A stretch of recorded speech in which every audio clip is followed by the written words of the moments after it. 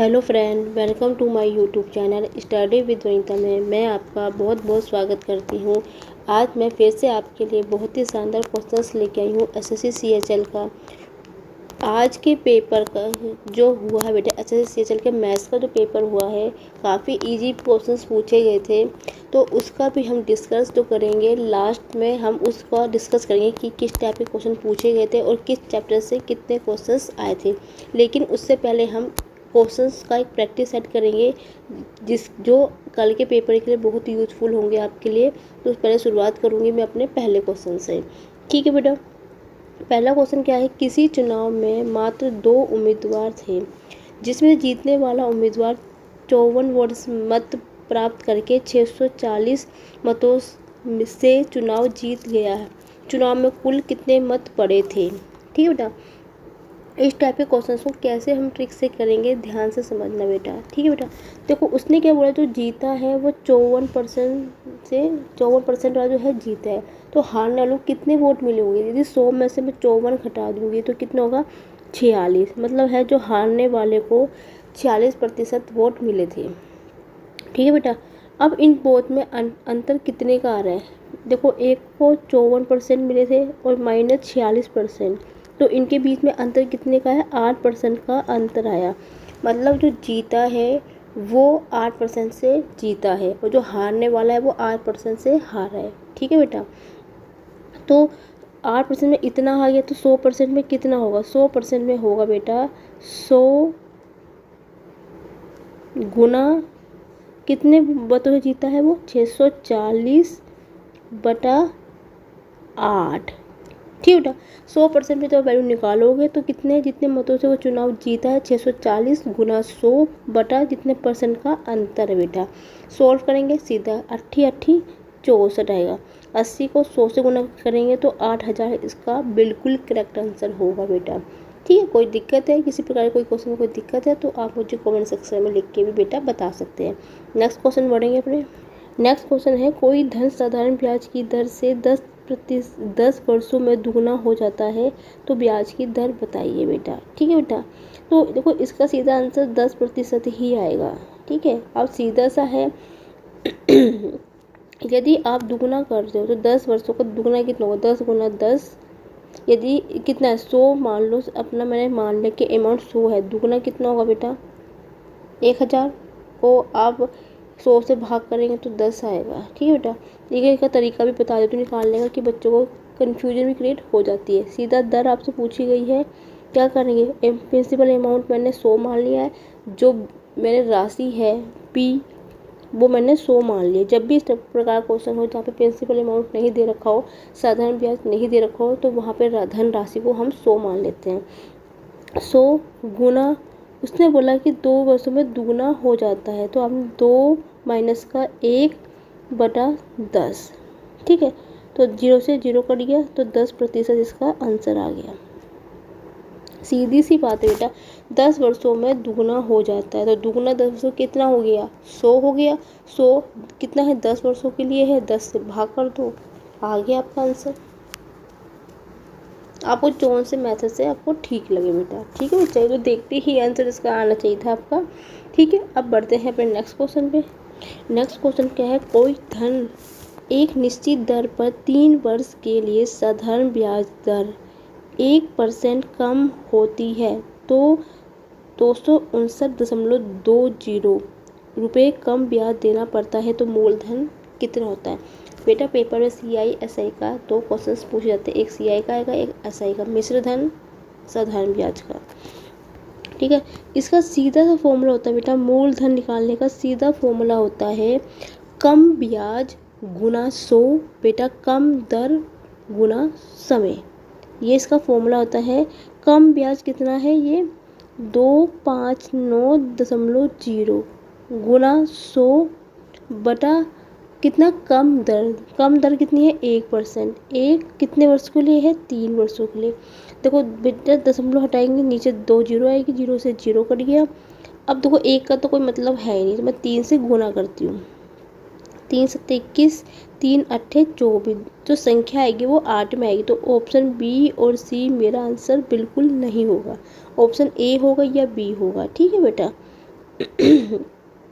19 हुआ, 6 तिया 18, 6 आ गया, 1 3 चौके 12। तो कौन सा करेक्ट आंसर है? ऑप्शन नंबर डी बिल्कुल करेक्ट आंसर है, 8,640 रुपये। ठीक है बेटा, अब बढ़ते हैं अपने नेक्स्ट क्वेश्चन पे। नेक्स्ट क्वेश्चन क्या बेटा, कोई मोटर गाड़ी 10 घंटे में यात्रा पूरी करती है, आधी दूरी 21 किलोमीटर प्रति घंटे की दर से तथा शेष दूरी 24 किलोमीटर प्रति घंटे की दर से दूरी बताइए। क्यों बेटा, जब भी आपसे इस प्रकार का क्वेश्चन पूछ लिया जाता है कि कोई, तो इस प्रकार के क्वेश्चन को सोल्व करने का तरीका होता है, इसका फॉर्मूला होता है बेटा XY into X plus Y गुना जो हमने आधी दूरी तय की है बेटा। मैं आधी दूरी निकालने का परीक्षण का समय, तो मैं यहाँ पे T लिख रही हूँ यहाँ पे। ठीक है बेटा, तो XY बटा एक्स प्लस वाई इंटू जो हमें आधी दूरी निकालने का परीक्षण है बेटा। ठीक है, तो XY कितना है बेटा, यहाँ पे देखो 21 गुना 24 बटा 21 प्लस 24। अब उसने क्या बोला है, इसने बोला है कि जो परीक्षण में का समय, तो कोई मोटर क्या 10 घंटे में दूरी तय कर रहे हैं, तो यहाँ पे कितना आएगा बच्चा, 10 आएगा। सोल्व करेंगे, देखो अब मैं सीधा इसको यहीं पे सोल्व कर देती हूँ बेटा। 21 और 24 होता है बेटा, कितना होगा ये 5 हो गया, ये 4 हो गया, 45। ठीक है, 45 आ गया। इसको मैं सोल्व करती हूँ, कितना आएगा, 5 × 45, 5 दूनी 10, 3 तिया 9, 3 सत्ते 21, 3 अट्ठे 24। ठीक है बेटा, 8 56, 56 दूनी 112। ठीक है बेटा, ये मुझे पता लग गया इसका। ठीक है, अब उसने क्या पूछा है, शेष तो दर से दूरी बताइए। तो दूरी, टोटल दूरी कैसे निकालेंगे हम, टोटल दूरी। ठीक है बेटा, टोटल दूरी जिसको हम बोलते हैं, मतलब कुल दूरी कैसे निकालेंगे, कुल दूरी निकालने का तरीका क्या होता है बेटा, ये जो दूरी निकाली उसको हम 2 से गुना कर देंगे। 2 से क्यों गुना करेंगे, क्योंकि उसने क्या बोला है कि दर से दूरी बताइए। दूरी उसने दोनों की ही पूछी है, एक की नहीं पूछी है, उसने दोनों की पूछी है। ठीक है, तो पहले तो मैंने इन दोनों की दूरी निकाल दी है। ठीक है, दोनों को जो इतने घंटे में इतना चल रहे हैं, तो पहले से मैंने इन दोनों की दूरी निकाल दी। अब जो बची हुई जो दूरी है, टोटल दूरी है इन दोनों की, तो क्योंकि दोनों की निकालनी है बेटा, तो दोनों की कितनी होगी, 2 होगी, क्योंकि 2 चीज़ें हैं। तो 2 गुना 112 होता है बेटा, 12 दूनी 24। एक काम करती हूँ, मैं इकाई का अंक से चेक करके देख लेती हूँ। 2 दूनी 4, 4 इकाई के अंक में किस में है, ऑप्शन नंबर ए में है। तो इसका correct answer option number A इसका बिल्कुल करेक्ट आंसर होगा बेटा। ठीक है बेटा, अब बढ़ते हैं अपने नेक्स्ट क्वेश्चन पे। नेक्स्ट क्वेश्चन है, एक आदमी एक निश्चित दूरी को स्कूटर से तय करता है, यदि वह 3 किलोमीटर प्रति घंटा तेज चला होता है तो उसे 40 मिनट समय कम लगा होता है। यदि 2 किलोमीटर प्रति घंटा धीमी चला होता तो उसकी दूरी तय करने में 40 मिनट का समय अधिक लगता। तो दूरी और आरंभिक चाल ज्ञात कीजिए। तो बेटा इसका चाल निकालने का सीधा एक तरीका होता है, पहले मैं इसकी चाल निकालती हूँ। तो चाल निकालने का फॉर्मूला होता है, कितनी बोल रहा बेटा वो 2 किलोमीटर प्रति घंटा की दूरी, तो 2 गुना, फिर क्या कह रहा है वो 3 किलोमीटर प्रति घंटे की चाल, तो 3 गुना 2 बटा जो होगा इसमें से इसकी दूरी घटा देंगे बेटा। ठीक है, फॉर्मूला होता है ना 2xy बटा x माइनस वाई, ये वाला फॉर्मूला मैंने इस पर लगा दिया बेटा। ठीक है बच्चों, ये वाला मैंने फॉर्मूला लगाया है कि 2xy बटा x माइनस वाई, तब 2 कोई चीज़ एक दिशा में चली हुई होती है, तो कितना होगा बेटा, 2 3 में से 2 गया, 1 बचेगा, ये 3 दूनी 6, 6 दूनी 12। ठीक है, तो ये 12 किलोमीटर प्रति घंटा क्या आ गई बेटा, इसकी चाल आ गई। अब उसने क्या पूछा है आगे, मिनट में उसकी दूरी पूछी है, दूरी मैंने निकाल दी है इसकी तो बेटा चाल मैंने निकाल दी है, दूरी मैं तब निकाल पाऊंगी तब मुझे चाल पता होगी। तो इसमें आरंभिक चाल पूछी थी, चाल मैंने बता दिया। अब उसने क्या पूछा है बेटा, अधिकतम दूरी एवं आरंभिक चाल ज्ञात कीजिए बेटा। ठीक है, तो मुझे दूरी निकालने का तरीका क्या होता है, दूरी बराबर क्या होगा बेटा, कितनी निकली है 12 निकली है ना, तो 12 माइनस के, ठीक है बेटा 12, उसने बोला है कि यदि वह किलोमीटर की तेज़ चल रहा है तो इसमें क्या करेंगे, हम 3 जोड़ देंगे क्योंकि तेज़ चल रहा है तो 12 में 3 जुड़ेगा बेटा। दूसरे में क्या बोला, वो कम समय लगा रहा है। नेचुरल सी बात है, कोई चीज़ तेज़ चलेगी तो वो जुड़ेगी, कम चलेगी तो वो चीज़ घटेगी। तो यहाँ से दूसरे में 12 माइनस के 2, बहुत अच्छा क्वेश्चन है, ध्यान से समझना। सेम इसी तरह होगा 12 प्लस क्या 3 इंटू माइनस का 12 माइनस के 2। ठीक है बेटा ठीक है बेटा, जो दूरी है प्लस की दूसरी की दूरी इंटू दूरी, ये जो चाल दे रखी बेटा, ये जो मैंने निकाली है आपको चाल, चाल गुना ये चाल, दोनों चाल को जुड़ जाएगी। क्योंकि यहाँ प्लस मैंने क्यों लिया, क्योंकि बेटा ये तेज़ चल रही है। यहाँ पे मैंने माइनस क्यों लिया, क्योंकि ये धीमी चाल से चल रही है। इस पॉइंट को आप यहाँ पे ध्यान से समझना बेटा। ठीक है, अब इसको मैं सोल्व कर देती हूँ सीधा बेटा। 12 और 3 15, ये 10 हो गया बेटा। और नीचे वाले को आप सोल्व करोगे तो कितना आएगा, 13 और 3 15, 15 गुणा 150। ठीक है बेटा और सॉरी बेटा, एक चीज़ लिखना भूल गई मैं यहाँ पे, एक सेकंड, ये चीज़ यहाँ पे नहीं आएगी बेटा। ठीक है, मैं ना इसमें एक चीज़ लिखना भूल गई हूँ, यहाँ पे स्पेस कम है बेटा, तो मैं उसको नेक्स्ट पेज में बता। ठीक है बेटा, मैं आपको इस पेज में बताती हूँ। आपको करना है 12 प्लस के 3, 12 माइनस के 2 इंटू 12 प्लस के 3 इंटू 12 माइनस के 2। ठीक है बेटा, और बेटा उसने क्या बोला है, 40 मिनट का समय अधिक लगता है। ठीक है, तो ये चीज़ भी यहाँ पे लेना है, गुना समय। आपने फॉर्मूला पढ़ा होगा कि बेटा चाल बराबर होता है दूरी बटा समय। थोड़ा सा मैं आपको उसको क्लियर कर देती हूँ पॉइंट को। हमसे क्या पूछी गई है बेटा, दूरी पूछी गई, तो दूरी बराबर क्या होगा, s गुना टी, स्पीड गुना समय।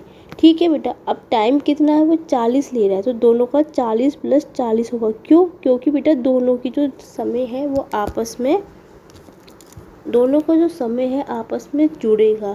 और क्योंकि बेटा वो 4 घंटे में चेंज करना है तो मैं इसको 60 से यहाँ पे भाग कर दूँगी। ठीक है बेटा, समझ में आया होगा, उम्मीद है आपको।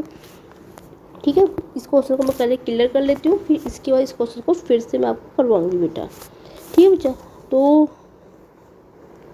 आगमन का समय के बीच की दूरी का अंतर लिया है मैंने ये। ठीक है बच्चा, तो 15 गुना 10 बटा 15 माइनस के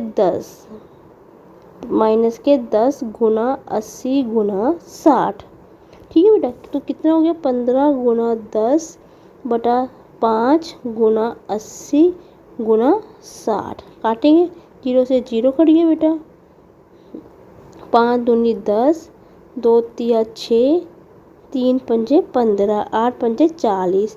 तो 40 किलोमीटर इसका करेक्ट आंसर होगा। तो ऑप्शन नंबर कौन सा है बेटा इसका, ऑप्शन नंबर सी इसका बिल्कुल करेक्ट आंसर होगा, 40 किलोमीटर।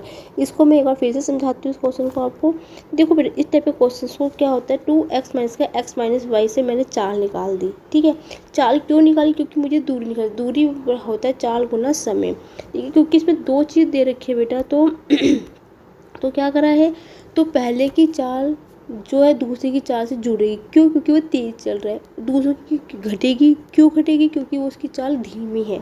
तो उसका मान लो x1 plus x2 into y1 plus y2 बटा x माइनस के y, ये है बेटा। ठीक है, और ऐसे सेम प्रकार नीचे वाले क्वेश्चन पे क्या, गुना समय। क्यों, क्योंकि दोनों की चार समय दोनों की दे रखी है, तो 40 प्लस 40 जुड़ेगा। क्योंकि इसको चेंज करना था घंटे में, तो मैंने इसको 60 से भाग कर दिया, कैलकुलेशन की, और आपका आंसर बेटा आ गया। अब बढ़ते हैं अपने नेक्स्ट क्वेश्चन पे। नेक्स्ट क्वेश्चन क्या है, 2 रेलगाड़ियों की चालों का अनुपात 7:9 है। वे समांतर पटरियों पर विपरीत दिशा में जा रही है। पहली रेलगाड़ी खंभे को 4 सेकंड में पार करती है, जबकि दूसरी 6 सेकंड में पार करती है। गाड़ियों के द्वारा एक दूसरे को पूरी तरह पार करने में लिया गया समय आपसे पूछा गया है। तो बेटा इस प्रकार के क्वेश्चन को सॉल्व करने का तरीका होता है क्या, चालों का कितना अनुपात कितने का 7 दे रखा और समय दे रखा। तो आपको पता है क्या होता है बेटा, 4 बराबर दूरी बटा समय होता है। तो दूरी बराबर होगा 4 गुना समय, उस वाले फॉर्मूले में रखेंगे और इसको सॉल्व करेंगे। क्योंकि 2 की बात कर रहा है, एक ही विपरीत दिशा में चल रही है, तो इसमें चालें क्योंकि जुड़ेगी आपस में। तो 7 गुना 4 प्लस 9 गुना 6 बटा कितना दे रखा बेटा, बटा होगा इसका कितना है, ये इन दोनों का जो अनुपात है चालों का, गुना 7 प्लस के 9। बस इसको सॉल्व करेंगे और आपका आंसर आ जाएगा बेटा। 7 चौके 28, ठीक है बेटा, 7 चौके 28, 28 ये 28 हो गया, 7 में 54, 54 और 28 कितना होगा, तो 12 हंसले का 1, 7 1 8 82 बटा 16। ठीक है बेटा, इसको सॉल्व करेंगे। 2 चौके 8, 2 कम 2, 2 अट्ठे 16। ठीक है, अब इसको मैं 8 से 8 64 नहीं 8 पंजे 40, 8 पंजे 40 होगा, सही गया तो हासिल लगेगा कितना 1/8, 5 सही 1/8 सेकंड आएगा। ऑप्शन नंबर बी इसका बिल्कुल करेक्ट आंसर है बेटा। ठीक है बच्चा, बढ़ते हैं अपने नेक्स्ट क्वेश्चन पे। नेक्स्ट क्वेश्चन क्या है, एक हौज साधारणतः 8 घंटे में भरा जाता है, परंतु इसके तले में एक छिद्र हो जाने की वजह से हौज भरने में 2 घंटे समय अधिक लगता है। यदि हौज भरा हुआ हो तो छिद्र के द्वारा इसे खाली करने में कितना समय लगेगा। ठीक है बेटा, इस प्रकार के क्वेश्चन को कैसे सोल्व करेंगे ध्यान से समझना बेटा। उसने क्या बोला है, 8 घंटे में वो क्या कर रहा है, भरता है। 8 गुना उसने क्या बोला है बेटा कि इस वजह से वो 2 घंटे समय अधिक लगाता है। तो 8 घंटे में वो भरता है और 2 घंटे वो अधिक लगाएगा। टोटल कितने घंटे लगाएगा, वो 10 घंटे लगाएगा। 8 घंटे में तो वो भरता ही है और प्लस में वो 2 घंटे ज़्यादा लगा रहा है, बटा क्या आएगा कितना, 2 घंटे समय वो अधिक लगा रहा है, तो बटा 2 होगा। कितना घंटे वो समय अधिक लगा रहा है उसको उससे भाग कर देंगे। तो 8 गुना 10 बटा 2, 2 चौके 8, 40 घंटे लगेंगे बेटा।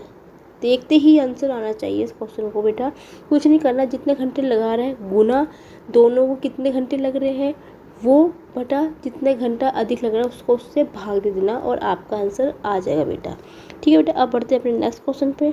नेक्स्ट क्वेश्चन क्या है, 60 लीटर दूध और पानी के मिश्रण को 60% पानी है, इसमें कितना दूध डाला जाए कि इसमें दूध की मात्रा 80% हो जाए बेटा। इस प्रकार के क्वेश्चन को निकालने का तरीका होता है बेटा, 60 लीटर दूध है, 60 गुना कितना बोला वो 80 लीटर प्रतिशत दूध हो जाए, 80 और जितना प्रतिशत पानी है वो घटा देना है, बटा 100। टोटल कितना होता है बेटा, कितना लीटर परसेंट होता है 100, 100 में से कितना घटा देना है, जितनी मात्रा वो अधिक हो जाती है। ठीक बेटा, तो 60 गुना 20 बटा 20, 20 से 20 कट गया बेटा, तो बचा कितना 60। तो 60 लीटर दूध की इसमें मात्रा हो जाएगी। ठीक है बच्चा, अब बढ़ते हैं अपने नेक्स्ट क्वेश्चन पे। नेक्स्ट क्वेश्चन क्या है, वह न्यूनतम संख्या ज्ञात कीजिए जिसमें 9, 11 एवं 13 से भाग देने पर क्रमशः 1, 3, 5 शेष बचते हैं। ठीक है बेटा, इस टाइप के क्वेश्चन को कैसे हम सॉल्व करेंगे समझेंगे ध्यान से बेटा। इस प्रकार क्वेश्चन को तरीका होता है निकालने का। देखो आपने क्या करना है, इनमें से पहले एक एक बेटा, इनमें से एक की तरह ये हो जाता है। तो 9 में से 1 गया कितना 8 आ रहा है बेटा, 11 में से 3 घटाया कितना आएगा 8 आ रहा है, 11 में से 5 घटाया तो 8 आ रहा है। मतलब तीनों से तो मैं संख्या घटा रही हूँ तो मतलब कितनी आ रही, सेम आ रही है। ठीक है बेटा, तो आपने क्या करना है, इस प्रकार का क्वेश्चन जब भी दिया जाता है, देखो न्यूनतम की जब भी बात की जाती है तो वहाँ पे सबसे पहले एलसीएम निकाला जाता है। अधिकतम की बात होती है तो वहाँ पे एचसीएफ निकलता है। तो 9, 11, 13 का हमने क्या करना है बेटा, एलसीएम निकालना है। एलसीएम आप इसका निकालोगे तो 1258 इसका एलसीएम हो जाएगा। ठीक है, और आपको यहाँ पे तीनों के बीच का अंतर कितना रहा, 8, 8 का आ रहा है। तो वो संख्या क्या होगी बेटा, 1258 में से बेटा आपने क्या कर देना है, 8 को घटा देना है। ठीक है बेटा, 8 घटाओगे तो कितना होगा बेटा, 0, कुछ गलत तो नहीं होगा बेटा कहीं पे, एक सेकंड रुको। ठीक है बेटा। 1287 होता है, सॉरी 87 होता है एलसीएम। तो 1887 में से 8 घटाना है बेटा। ठीक है, मुझे ऐसे क्यों लग रहा है कि सारे ऑप्शन गलत है, इतनी बड़ी संख्या तो आएगी भी नहीं, क्योंकि इतना तो मेरा एलसीएम भी नहीं आ रहा है। पक्का कहीं पे ये क्वेश्चन का गलत हुआ बेटा। ठीक है, तो चेक करते हैं। तो 1287 में से 8 घटाना है। 7 में से 8 नहीं जाएगा, एल एक हासिल ये 70 में से 8 गए, बचेगा कितना बेटा 9। यह बचेगा कितना 7, ये आएगा 1269 आएगा इसका आंसर। अब मुझे ऐसे क्यों लग रहा है कि ये बहुत ज़्यादा आंसर है, ये चारों आंसर गलत है बेटा, मिस प्रिंट टाइप हो गई होगी। तो ऑप्शन नंबर ई इसका करेक्ट आंसर होगा 1269। आपने कुछ नहीं करना, इस प्रकार के क्वेश्चन को जब भी आपको सॉल्व किया जाए इनके अंतर देखिए। ठीक है, एंथम सेम आ रहा है तो इसका एसएफ आराम से मुझे पता लगे कि 8 होगा। ठीक है, अब जो आपसे न्यूनतम पूछा गया तो इन तीनों संख्या क्या करना है, अपने एलसीएम निकाल देना है। एलसीएम निकालेंगे, एलसीएम के बाद क्या करेंगे बेटा, जो एलसीएम आएगा वो जो इनका शेष जो सेम आ रहा है उसमें से हम घटा देंगे और आपका आंसर आ जाएगा बेटा। ठीक है बच्चा, अब बढ़ते हैं नेक्स्ट क्वेश्चन पे। नेक्स्ट क्वेश्चन क्या है, एक पुस्तक का क्रय मूल्य 110 तथा विक्रय मूल्य 123.20 है, इसे बेचने पर पुस्तक विक्रेता को कितने प्रतिशत का लाभ होगा। तो बेटा इस प्रकार का क्वेश्चन कैसे करेंगे, देखो सीपी हमें दे रखा है कितना है 110 दे रखा है। ठीक है बेटा, क्रय विक्रय मूल्य एसपी कितना रखा है 123, तो आपसे लाभ प्रतिशत पूछा गया। सीधी सी बात है बेटा, 110 की चीज़ 123 रुपये समथिंग में बेची गई, तो यहाँ पे कितने का प्रॉफिट होगा, इसको होगा 13.220 का प्रॉफिट होगा। विक्रय मूल्य में से क्रय मूल्य को घटा देंगे तो यहाँ से आपको पता चल जाएगी कितने का लाभ हुआ। लाभ प्रतिशत का फॉर्म होता है लाभ बटा क्रय मूल्य गुना 100 बेटा। दशमलव हटाऊंगी 2 जीरो बढ़ेगी, 2 जीरो से 2 जीरो कटेगी, 1 जीरो से 1 जीरो कट गया, तो 11 एकम 11, 11 दूनी 22, तो 12% का क्या होगा, उसको लाभ होगा बेटा। ठीक है बेटा, अब बढ़ते हैं अपने नेक्स्ट क्वेश्चन पे। नेक्स्ट क्वेश्चन क्या है बेटा, ए और बी और सी और ए किसी कार्य को क्रमशः 12, 15, 20 दिन में पूरा कर लेते हैं, तो तीनों मिलकर उस कार्य को कितने दिन में पूरा करेंगे। टाइम और वर्क का क्वेश्चन है, सीधा ही करेंगे इसको। ठीक है बेटा, देखो बेटा उसने क्या बोला है, ए कितने दिन कर रहा है 12 दिन में, बी 15 दिन में, सी कितने दिन में 20 दिन में। इन तीनों को क्या करेंगे बेटा, एलसीएम ले लेंगे। ठीक है बच्चा, एलसीएम लेंगे तो कितना आएगा इसका 15, 12, 10, 3, 60 इसका क्या आएगा एलसीएम। अब आपको पता है जो एलसीएम लिया जाता है वो टोटल वर्क होता है, कुल कार्य होते हैं, कार्य दक्षता जिसको हम बोलते हैं। ये इनका टोटल कार्य है। एक दिन का कार्य निकालूंगी तो 12 पंजे 60 हो गया, यहाँ पे निकालूंगी 15 दूनी 30, 15 चौके 60, 20 या 60, ये जो निकल जाएगा बेटा एक दिन का कार्य निकल जाएगा। यदि मैं टोटल एक दिन इनका कार्य निकालना चाहूँ एक दिन का, तो कितना होगा बेटा, ये सॉरी बेटा ए और बी है, ये बी प्लस सी है और सी प्लस ए है। सॉरी ये लिखना मैं भूल गई थी, अब मैंने ध्यान दिया थोड़ा सा। ठीक है, तो तीनों का एक दिन का टोटल कार्य कितना हो जाएगा, यदि मैं तीनों को जोड़ूंगी तो बेटा ए यहाँ भी है, ए यहाँ भी है, बी यहाँ भी है, बी यहाँ भी है, तो 2a प्लस बी प्लस सी मैंने यहाँ पे कर लिया कॉमन ले लिया, तो 5 + 4 + 3 कितना हो गया बेटा, ये हो गया, ये हो जाएगा 5, 9, 1, 12, तो a प्लस बी कितना आ जाएगा बेटा, 2 से भाग दूंगी तो कितना होगा 6 आ जाएगा। तो तीनों का एक दिन का कार्य कितना हो गया 6 हो गया। आपसे क्या पूछा गया है कि तीनों मिलकर उस कार्य को कितने दिन में पूरा करेंगे बेटा। ठीक है बेटा, टोटल कार्य निकालना चाहूँ तो मुझे कितना मिलेगा इनका, तो 60 में से मैं 6 को भाग दूँगी तो कितना आएगा 10 आ जाएगा 10 दिन में। लेकिन उसमें पूछा कि तीनों मिलकर उस कार्य को कितने दिन में पूरा करेंगे, तो तीनों का कार्य में मैं दोनों को जोड़ूंगी तो कितना होगा बेटा, ये 2 ए बी सी है। क्यों, क्योंकि ए इधर भी है, ए इधर भी है, ए इधर भी है, ये इधर भी है, तो इनका टोटल कार्य कितना हो जाएगा 2a प्लस बी प्लस सी बराबर हो जाएगा 10 के। ठीक है बेटा यहाँ पे गलती हुई, यहाँ पे ये चीज़ तो करने की जरूरत है ही नहीं मुझे, क्योंकि मुझे तो यहीं से निकाल लिया कि दो टोटल कार्य कितना होगा 10 दिन होगा। Correct answer option number A होगा। ठीक है, मैं थोड़ा आगे ही बढ़ गई थी, मैं कुछ और सोचने लग गई थी। ठीक है, तीनों को मिलकर उसे कितने दिन में पूरा करेंगे। सीधी सी बात है, एलसीएम लिया, दोनों का एक दिन का कार्य निकाल दिया, 6 आ गया। टोटल कार्य में से एक दिन के कार्य को मैं भाग दे दूँगी तो मुझे पता लग जाएगा कि इन्होंने कितना कार्य किया होगा। सॉरी बेटा, यहीं पे ये 10 दिन इसका करेक्ट आंसर होगा। तो आज की क्लास के क्वेश्चंस में यहीं ख़त्म करती हूँ। क्योंकि बेटा थोड़ा सा डिस्कस कर लेते कि आज के पेपर पे कैसा पूछा गया था। अपना नेक्स्ट पेज ओपन कर देते। ऑल ओवर 25 क्वेश्चंस पूछे गए थे। फर्स्ट शिफ्ट का मैं बता रही हूँ क्योंकि बेटा जिस टाइम मैं ये वीडियो बना रही है उस टाइम मेरा फर्स्ट शिफ्ट का क्वेश्चन पेपर हो चुका है बेटा। ठीक है, मेरी वीडियो रात को अपलोड होती है, लेकिन मैं जो वीडियो बनाती हूँ वो मैं दिन के टाइम बनाती हूँ क्योंकि इस टाइम बेटा फर्स्ट शिफ्ट के होगा, सेकंड शिफ्ट का पेपर अभी चल रहा होगा, लेकिन फर्स्ट के उसने किस चैप्टर से कितने क्वेश्चन पूछे गए थे और मेरे हिसाब से कितने में उसकी मेरिट जाएगी और पेपर किस प्रकार से पूछा गया था वो मैं आपको हम डिस्कस करते हैं इस क्वेश्चंस में। और बेटा जिस प्रकार मेरे को क्वेश्चंस पता लग जाएंगे क्वेश्चंस कैसे हैं तो मैं आपको आज या कल पे जाके जितने क्वेश्चंस मेरे पास आएंगे कि पेपर में ये क्वेश्चंस पूछे थे तो मैं उन क्वेश्चन को भी आपको करवा दूंगी बेटा। ठीक है बच्चा, शुरू करते हैं। बेटा एक था अंकगणितीय जिसको अर्थमैटिक बोलते हैं बेटा, अंकगणितीय और एडवांस मैथ। ठीक है बेटा, ये था एडवांस मैथ। ठीक है बेटा, एडवांस मैथ जो एडवांस मैथ में कहाँ से आया था और अंकगणितीय। ठीक है बेटा, जो क्वेश्चंस पेपर पूछे गए थे वो अंकगणितीय मैथ से और एडवांस मैथ से क्वेश्चंस बने गए थे। तो हम इस पर डिस्कस करते हैं कि किस में से कितने क्वेश्चंस पूछे गए थे बेटा। ठीक है बच्चा, जिसमें से बेटा पहला क्वेश्चन जो आया था टाइम एंड वर्क का पूछा। टाइम एंड वर्क का मतलब कार्य और समय का। दूसरा बेटा सिंप्लीफिकेशन था। सिंप्लीफिकेशन मतलब सरलीकरण, जो कि बोर्ड मास के ऊपर था बेटा। ये भी इसमें से एक क्वेश्चन बना था, इसका भी एक क्वेश्चन बना था बेटा। ठीक है बेटा, नंबर 3। ठीक है बेटा, एक क्वेश्चन एवरेज का आया था, औसत वाले का आया था।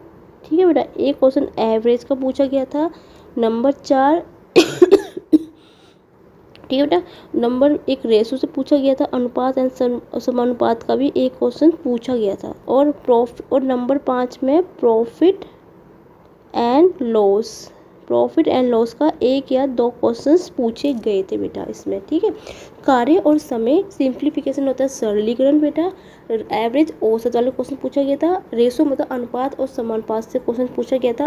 प्रॉफिट एंड लॉस लाभ और हानि में से एक या दो क्वेश्चंस पूछे गए थे। और नंबर 6 में बेटा दो या 3 पूछे गए थे। आई थिंक 2 या 3 क्वेश्चन पूछे गए थे प्रॉफिट एंड लॉस के। ठीक है बच्चा, नंबर 6 बेटा परसेंटेज का पूछा गया था। परसेंटेज का भी पूछा गया था क्वेश्चन, ये भी एक क्वेश्चन यहाँ से पूछा गया था। प्रतिशत का प्रतिशत का क्वेश्चन पूछा गया था। कार्य समय का एक क्वेश्चन पूछा गया था। सरलीकरण का एक क्वेश्चन पूछा गया था। एवरेज के एक क्वेश्चन पूछा गया था। रेशो का एक क्वेश्चन पूछा गया था। परसेंटेज प्रतिशत का एक क्वेश्चन पूछा गया था। लाभ और हानि से 2 या 3 क्वेश्चन पूछे गए थे।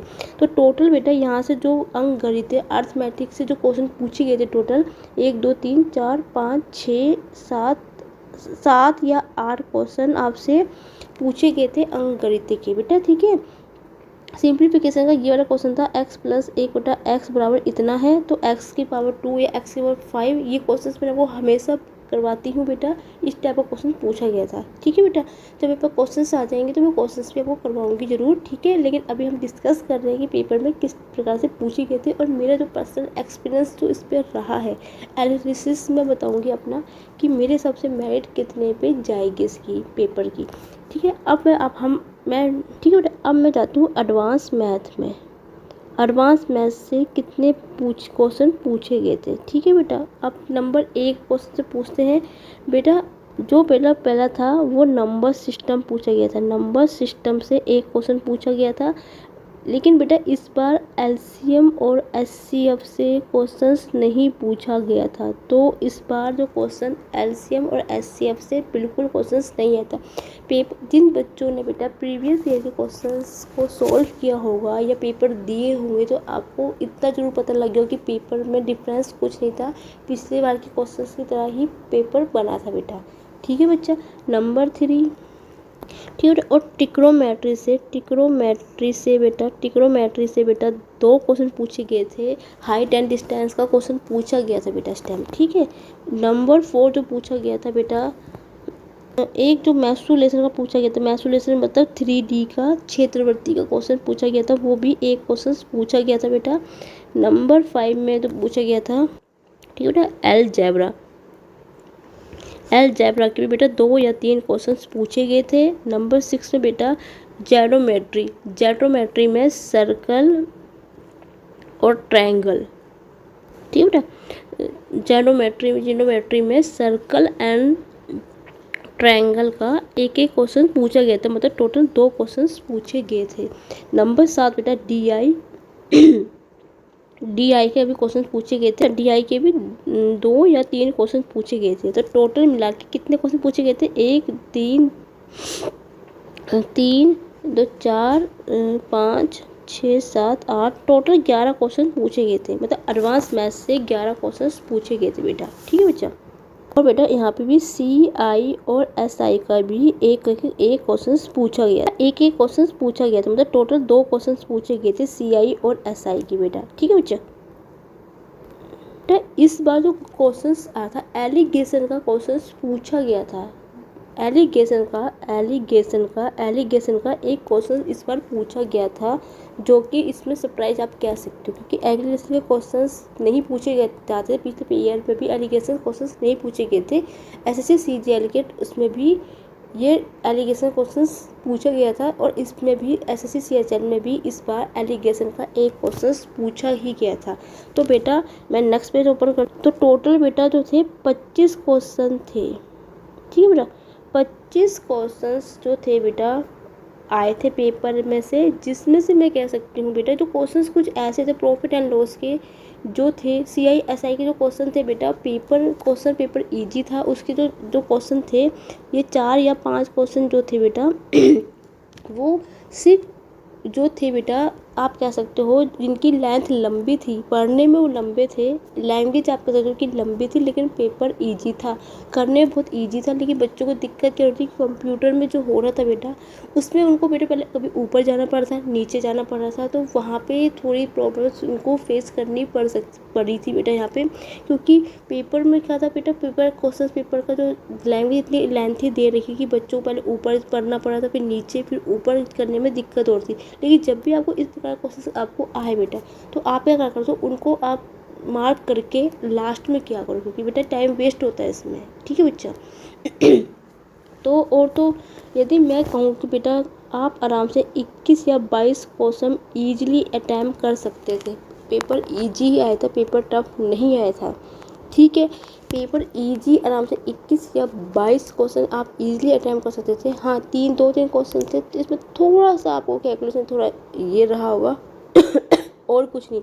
यदि मैं अपने उससे बोलना चाहूँगी, तो बेटा जो मेरिट बनेगी वो 21 पे बनेगी, 21 या 22 पे जाएगी मेरिट। मेरे हिसाब से तो जो इस बार मेरिट जा सकती है 21, 21 या 22 पे ये मेरिट जाएगी बेटा। पेपर इतना इजी था।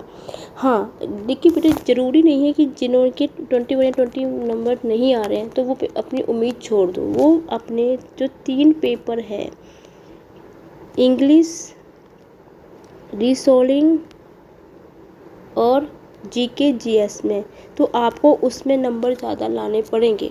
क्योंकि मुझे जहाँ तक लगता है कि पेपर जिस हिसाब से आया था वो 21 या 22 में कट ऑफ जाएगी मैथ्स की। औरों को तो बेटा मैं नहीं कह सकती हूँ, क्योंकि और को GK GS का मैंने भी नहीं देखा, उसका भी मैं देख के ज़रूर बताऊँगी आपको, उसका भी एनालिसिस ज़रूर करूँगी। लेकिन मेरे हिसाब से बेटा 21 या 22 आपका सेफ स्कोर होगा इस बार का।